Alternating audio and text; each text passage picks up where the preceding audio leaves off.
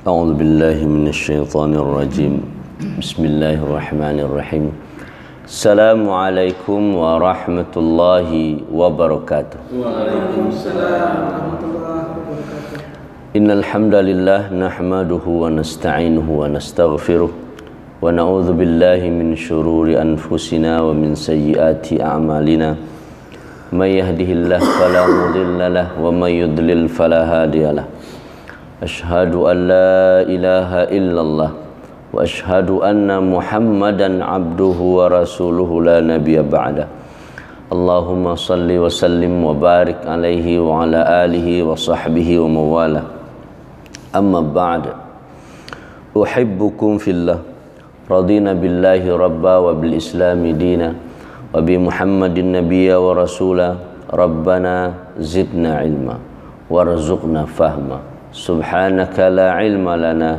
إلا ما علمتنا إنك أنت العليم الحكيم اللهم علمنا ما ينفعنا وانفعنا بما علمتنا أعوذ بالله من الشيطان الرجيم صبغة الله ومن أحسن من الله صبغة ونحن له عابدون Sadaqallahul azim. Alhamdulillah, kita kembali menerima banyak nikmat Allah.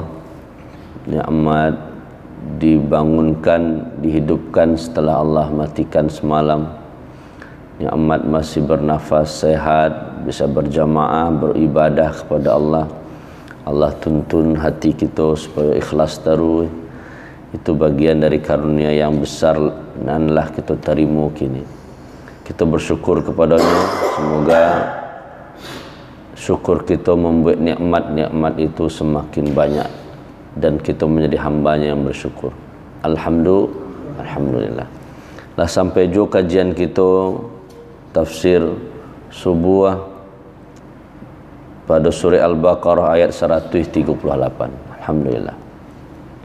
Kemudian kita berkirim salam bersalawat untuk Nabi kita Muhammad. Allahumma salli wa sallim wa barik alaih.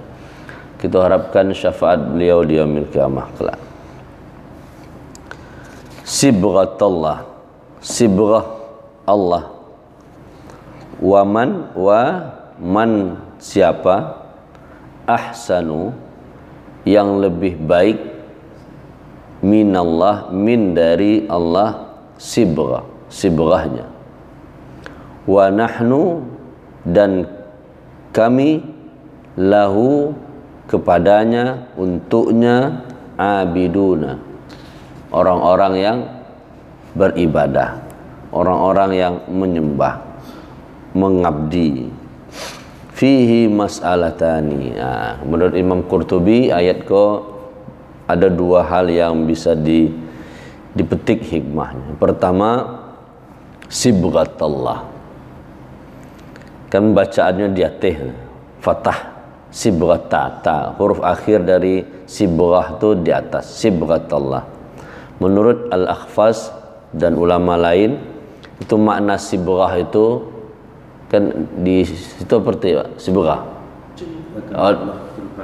Diterjemahkan dengan celupan. Kalau artinya talwinul asya, sibghah itu mewarnai sesuatu. Makanya mencalui. Kalau bahasa awak kan mencalui baju. Bahasa Indonesianya di celup. Bahasa awaknya calui kan mirip-mirip. Celup, calui. Jadi Allah mencelup, sibghatullah. Jadi kalau Allah mencalui kita, mencalui diri, artinya celupan Allah itu maksudnya dinullah, agama Allah. Kan sebelumnya sedunia mengaku agamanya yang hebat. Kata Allah, qulu amanna, berimanlah kepada Allah. Wa qalu kunu hudan aw nasara tahtadu. Kan dia disebut Yahudi dan Nasrani. Orang Yahudi mengatakan agamanya yang hebat. Berarti pengaruhnya, kalau ajaran inyo yang hebat, Kalau kita melakukan sesuatu ajaran, kan kita terwarnai dengan ajaran tuh. Kebiasaan awak, kebiasaan itu. Model tujuh, kalau kebiasaan kita agama Islam, maka kebiasaan kita pun akan dipengaruhi oleh Islam. Makan awak, makan orang Islam. Makan orang Islam, bersih tangannya, bismillah, tangan kanan. Berarti itu kitalah diwarnai oleh Allah, agama Islam. Kalau ada orang yang makannya masih tangan kida, tagak, sambil jalan bahkan tangan kiri tanpa bismillah, berarti tidak terwarnai oleh Islam. Maka tahtadu itu kan di situ. Tidak terwarnai oleh Islam. Padahal yang paling bagus itu adalah celupannya Allah. Warna yang diberi oleh Allah. Itu sibrah. Jadi talwinu asya. Mewarnai sesuatu. Dinullah. Atau juga millah, pengganti dari kata-kata millata Ibrahim. Jadi millata Ibrahim yang kita ikuti sampai sekarang tuh, itu merupakan sibghatullah, sibrah dari Allah. Jadi Allah menggunakan kata istilah sibrah. Jadi kita beragama kok memang harus berbeda, terwarnai. Nak ada ungkapan sama je agama kau je ndak. Beda. Iko warna yang Allah hadiah. Iko warna yang dibuat manusia itu berbeda. Nama sama. Bagaimana tak samanya? Ke Allah yang hadiah. Itu awalnya beda. Memang Yahudi kan juga awalnya dari Allah, kan ada kitabnya. Tapi mereka lah terjadi penyimpangan-penyimpangan iko yang kita ikuti. Sama juga agama Islam, kalau ada orang yang menyimpang itu yang kita ikuti, kan enggak. Makanya merujuk balik kepada Al-Quran dan Sunnah. Ya, apakah orang kan ada orang Muslim yang bermasalah agamanya? Ada.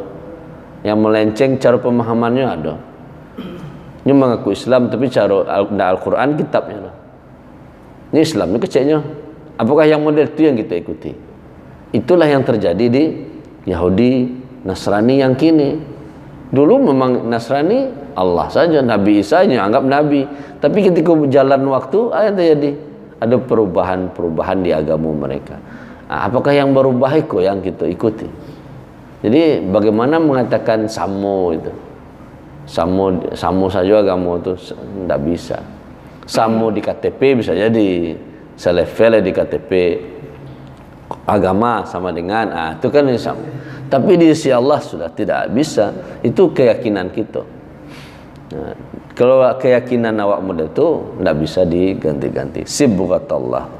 Jadi itulah dinullah atau pengganti dari lafaz millah di kajian sebelumnya. Jadi sibghatullah itu adalah al-Islam. Innal Yahuda, menurut Imam Qatadah, innal Yahuda tasbu abna'ahum Yahudan. Orang Yahudi mencelup anak-anak mereka, keturunan mereka itu tuh gaya Yahudi yo, didik Yahudi. Mulai dari lahir, perlakuan mereka kepada anak-anak mereka perlakuan orang-orang Yahudi. Nasrani pun demikian, lahir anaknya mulai dari sejak lahir. Begitupun orang Islam, agama Allah mulai dari lahir, bahkan mangga itu sabalun akad nikah pun lah jaleh, karena prosesnya di sini pendidikan. Kalau yang sejak lahir mangga ada yang diazanan, kan lah mulai dimasukan kau yang lafal Allahu Akbar, walaupun nak nancak suara ayah tapi lafal itu yang harus didengar dari ayahnya. Jangan sampai beko bau pahan lu kurang. Tak pandai mazanan anak surang. Ado tu, ado. Kau nak boleh ceklah di rumah sakit, aku yang terdekat rumah sakit ibu dan anak. Nak pandai mazanan anak surang tu, anak kan dididik anaknya. Minta tolongan cek, kan di rumah sakit ada rohaniawan. Atau minta tolongnya ke ayah yang sama-sama anak lahir. Tolong azan anak ambo cek, mazanan anaknya urangnya.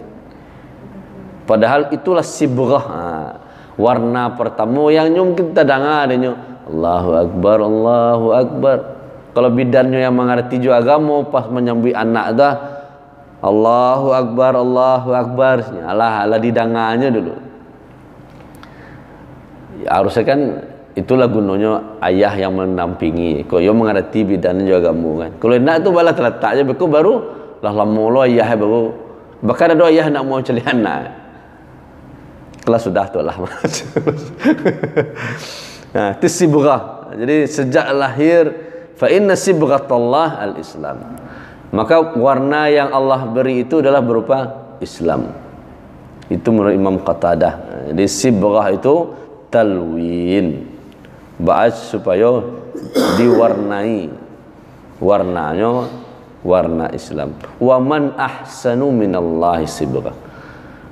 Kalau model tu saya yang paling hebat warnanya, magih warna selain Allah. Jadi ditantang oleh Allah. Wa man ahsanu minallahi sibrah. Ada enggak yang lebih hebat dari Allah mewarnai seseorang? Enggak ada. Coba saya lihat beberapa banyak kasus. Ada orang yang preman gadang, apa mabuk, apa judi. Terus Allah kasih hidayah. Kan kajian kan tentang hidayah. Ini warna itu kan dengan cara Allah titipkan hidayah di hatinya.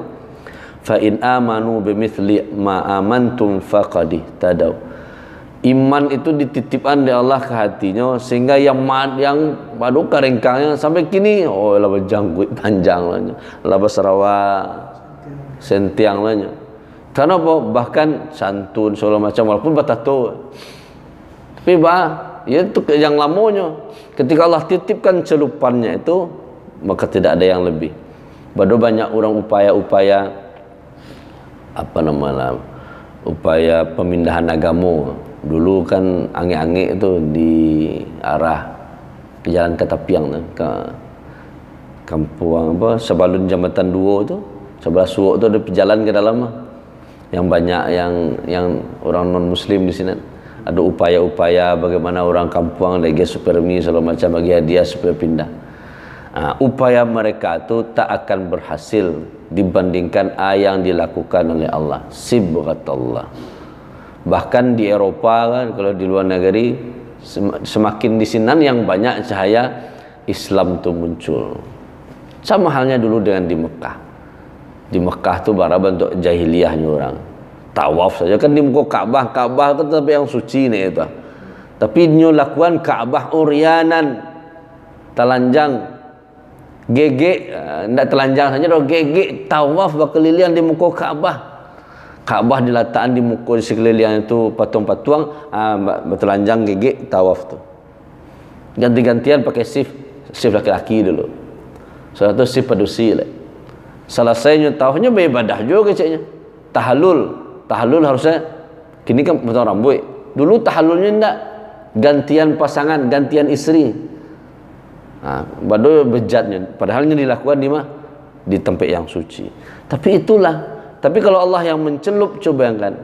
Allah hadiah agama Islam yang tidak ada pusat. Dulu pusat kekuatan besar itu kan Romawi, Persia. Nah, ada terhitung Arab. Nah, ketika Allah hadirkan Al-Quran, Allah hadirkan Islam di sini menjadi pusat peradaban dunia. Jadi itulah sibrah Allah, celupan Allah. Wa man ahsanu minallahi sibrah. Siapa lagi yang lebih hebat sibrahnya? Ada juga yang memaknai sibrah itu ghuslullah, cara Allah mencuci, memberasihan, membasuh. Igtasilu inda islamikumul ghusla alladhi aujabahu Allahu alaikum. Makanya orang yang masuk Islam cuci dulu, mandi dulu maksudnya. Maka mandinya mandi taubat. Atau orang yang berdosa gadang mandi taubat.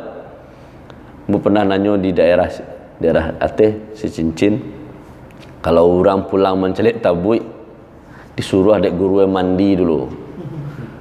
Seolah-olah sudah mencelik gitu kan. Ya orang sudah beribadah yang salah mungkin.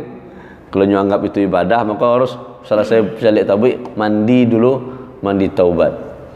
Bukan mandi biasa. Kalau mandi biasa kan maklum saya pulang malam gitu kan sudah celik tabui. Kok ini disuruh mandi taubat oleh gurunya. Nah, itu mendapatkan informasi itu. Berarti dari berbagai kesalahan mandi dulu. Mandi itu mandi taubat. Di Nasrani juga ada. lahir anaknya di hari yang ketujuh dimandikan. Sibrah juga atau sibrahnya mandi Ma'mudiyah. Itu di kitab Qurtubi, Ibnu Katsir, tafsir Al-Wasit dan tafsir lain mengatakan di masing-masing ajaran itu ada yang dimandian. Ma'mudiyah itu kayak dibaptis melalui air tadi, air mandi tadi. Jadi ada proses-proses pencelupan. Ya kalau hanya itu prosesnya, kecil Allah, aku yang lebih baik celupannya. Ketika dititipkan iman hidayah, maka apa yang berubah? Yang dari hitam lagam jadi cahaya, tarang. Pikirannya agamu saja. Itu bagi yang Allah titipkan, sibrah. Diwarnailah diri kita dengan warna Allah. Nah, warna Allah itu agama Allah. Jadi cara makan, cara berjalan. Maka orang yang ingin model Nabi itu kan model itu. Ingin dirinya model Nabi, mempelajari Nabi, cara berjalan Nabi. Dirubahnya itu. Cara pakai baju Nabi, dirubahnya itu cara pakai biasanya supaya kalau itulah dalam celupan dari Allah. Wa man ahsanu minallahi wa nahnu lahu abidun. Kami hanya beribadah kepada Allah. Lahu untuk Allah, kepada Allah saja.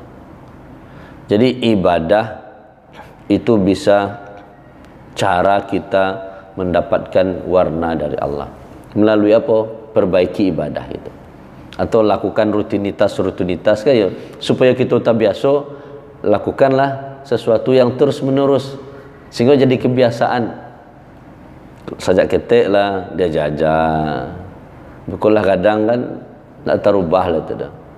Sampai mati lah tak bawa mati. Kenapa? Karena lah dia jajah. Mungkin cara beribadah tu dibiasaan. Pilihlah satu ibadah rutin kerajuan. Sebab apa? Kalau tak ada kurang maksudnya.